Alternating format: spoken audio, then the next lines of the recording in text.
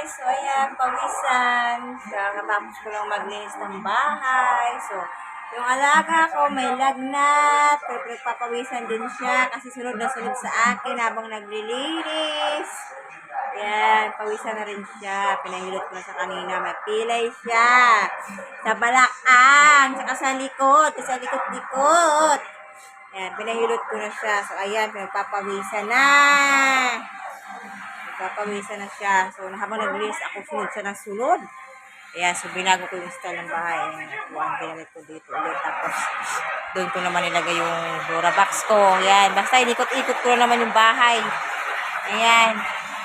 Ayan, malinis na naman yung bahay. So, mamaya pag dumating na naman yung mga kasama ko sa bahay, gusto ko po, ayan. Ayan. Ayan, ko na naman sinampay ko. Ayan, naglinis na ako sa labas. So, ang dami ko sinampay no. Nagsampay ako sa labas. Ang dami. Ayan.